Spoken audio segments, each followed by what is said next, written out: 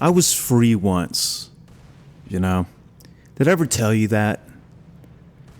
Back in 2021, I took my freedom. I let my old self die. I deleted my Twitter. And for 4 to 5 years, my life was just bliss. Going to the bar, going camping, going to the beach, all without political talk radio and podcast. All without Twitter. Without 2020 pandemic Twitter takes entering my eyeballs and being processed by my brain into my emotional systems from morning to sundown. Really from morning to midnight. I don't know where I got sundown from. Point is, in 2020, I think maybe 2021, I completely divorced myself from politics. And I'll never regret that. Because you know what? If I would have been involved, the only thing in the world that would have changed is that I would have enjoyed everything I did for those 4 to 5 years a lot less. So we all get into politics somehow. Lately, it's dragged me back in. And I don't want to make this a political channel. That's not the goal. That's not what I intend on doing. But we all enter at some point. And it's usually kind of innocent, right? I've always had Twitter since I was on high school. Getting followed by all the cool kids, and Theo Vaughn was like peak. That was my favorite thing to do back in the day. And then things got a little more rabid. We all kind of grew up. A lot of people I know went to college. I never went. And then I started getting these girls I went to high school with, the nose rings. I started getting their takes all the time, and it started kind of getting under my skin. Anyways, I ignored it. And when I hit a certain age, I want to say maybe 19 or 20, my dad was trying to get me involved in the political process. Now, I've kind of, to be fair, my dad's gotten a little red-pilled lately. I'm very happy with my dad. I'm very lucky to have someone with his mind and temperament as my father. But back in the day, he was, and he still loves him to death. My dad was a big Rush Limbaugh guy. And he decided to give me a challenge one week. He said, if I watch every episode, or if I listen to every episode of Rush Limbaugh for a week and report back to him with, a rough summary of what was talked about, he'd give me $100. And I was like, hey, man, $100 sounds pretty good. To what? Listen to 5 hours of talk show while I'm driving around delivering food? No problem. Oh, it was a problem. It was, I drank the poison. I listened to Rush Limbaugh. I got my $100. But I realized this guy's a little too old for my liking. I like him all right. I don't have any beef with Rush Limbaugh. He's before my time. I need someone more my speed. Well, I'd heard Ben Shapiro on Joe Rogan, and I was like, he's always making fools of people on college campuses. He's got the spunk. I think I'll listen to him. So I did. I listened to Ben Shapiro from like mid 2018 to early 2021, and my life just went downhill from there. I'm not blaming Ben Shapiro. He's getting his bag. He's kind of fallen out of favor lately. But what it did to me was something so gross and so toxic. If I could take it back, I would. Because I used to always, this loops back into the Twitter talk. I used to see those bad takes. I used to see these stupid argument threads, and I would just ignore it because I was looking for memes. I was looking for something funny. But now, every day I'd go to lunch. I'd go to my favorite Greek restaurant, get some hummus and get a gyro, put my headphones in and listen to Ben Shapiro. While I'm listening to Ben Shapiro, I'd open the Twitter app, I'd hear what he was saying, read what the septum piercings were posting, and I would just eat lunch mad every day. And for what? It didn't change the way I vote. It didn't enrich my life. It didn't tell me anything I didn't already know. It just injected this inflammatory, emotional, combative energy into everything I already thought. And now I'm back. But I was free. After January 6th, after I saw what happened with all that, however you feel about it, I don't even know how I feel about that. Kind of cool, kind of gay, but kind of cool. You know, I'm not totally for or against it. Would I have done it? Hell no. But it's kind of cool, but it's kind of gay. There were a lot of feds involved.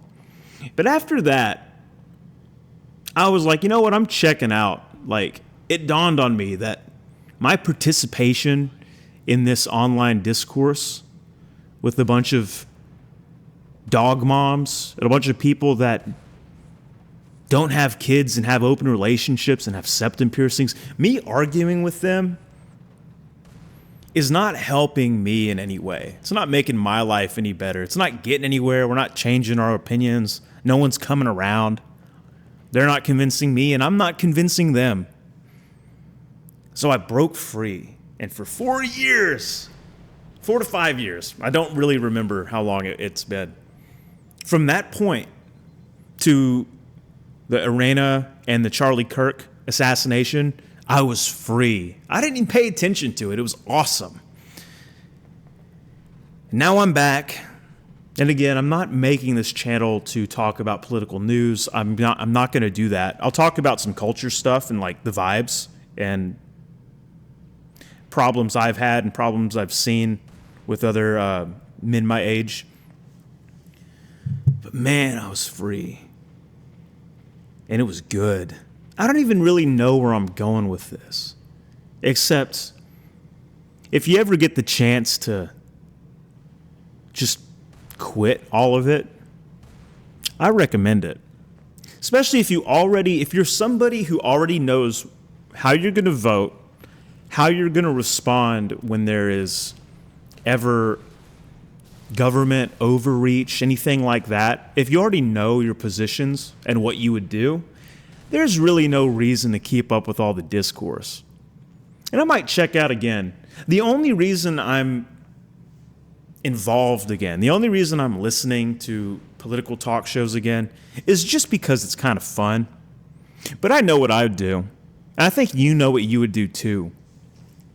And you got to ask yourself, when you listen to these political podcasts, with these political radio shows, is it changing anything you would do if push really came to shove? If something popped off, something major, if there was a major event, does listening to political talk and scrolling through Twitter like 5 hours a day, does doing that change how you would respond at all? And if it doesn't, then should you really be listening to that? Does it make you mad? Does it make your day worse? Does it make you look at people in public with certain haircuts, certain facial hair, certain, what was the word, physiognomy, and prejudge and kind of dislike them before they ever open their mouth? And there's good reason for that, by the way. I'm not saying there's nothing to that.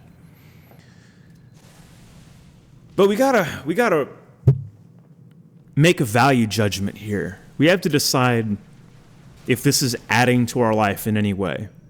Because if we already know what we would do, how we would vote, how we would respond to certain things, our positions on certain things, if you have a code already, then whatever the new stimulus is, whatever the new problem, whatever the new current events are, your code, your ethics, it will adjust your actions automatically to whatever situation comes your way.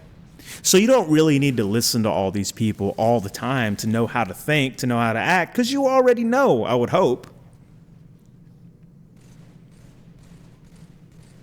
So I've always posed this question to people that were overly political in my life. Because I like to read. I got a little home library. I got thousands of dollars of books because I'm a nerd. Probably should have just used my Audible credits and listened to them. But, I'm not very smart. But I like all the cheesy stuff. I like Plato. I like Aristotle. I like Carl Jung. I got, some founding father manuscripts. I like history books. I like all that. I like psychology, and not like I'm not practicing at all. I didn't even go to college, like I said earlier. But I like hearing what the old psychologists like Adler and Jung. I like to hear their thoughts on things, because the question I pose, well, you caught me rambling. The question I pose to people is, what's better? What's more valuable between these two things? To know every current event, to be up to speed on every current event and all the zeitgeist, to know what's going on right now? Or is it more valuable to know how humans work? Is it more valuable to have studied history and philosophy and psychology and whatever else, and figured out what a human is, how humans react to things? So what are we? What's more important? If you knew everything about current politics, if you knew whose side everyone was on, who was donating to who was right and wrong in current wars and conflicts, if you had all that information, if you knew everything going on right now, and we sent you back to the year 1300, how would that help you? Versus, if you've read the histories, if you've read the psychology, if you know how people work, and we sent you back to that time. Or let's reverse it. If you took Plato, or you took Julius Caesar or somebody, and then beamed him here and taught him English, who do you think would fare better? You in 1300 knowing everything there is to know about politics in the 2020s, or these masters of human nature in modern day? Who would perform better? They could probably talk their way out of stuff. Could you argue your way? They could probably use diplomacy and talk their way out of any situation. But all you keep up with is politics in modern times. All you have is current shit to argue about that's being fed to you from some kind of news network or some donor. So I don't know. This was just a little rant. Just some things I've been thinking about. I like to think sometimes. So tell me your thoughts. Am I wrong? I've had a lot of people tell me I'm wrong to kind of hate keeping up with modern politics. I just don't think it changes what I would do whatsoever. And so I got kind of sucked back into it when I realized when I saw people cheering on the public assassination of a man who had like Methodist middle-aged woman views, very down the middle, very like the people were cheering on the death of a man who had the opinions of their own parents. A man burned a woman alive in a subway. Another man stabbed a woman to death unprovoked in a subway. That kind of got me back into it a little bit. But paying attention like I have been for the past 3 or 4 months, or 2 to 3 months, I think I've heard everything there is that I need to hear. I think I've heard everything that needs to be heard. And I know where I stand. And I don't think I need to just keep absorbing. I don't know. Tell me if I'm wrong. I'm wrong about a lot of stuff. Thanks for listening, and I'll see you in the next video. Take care.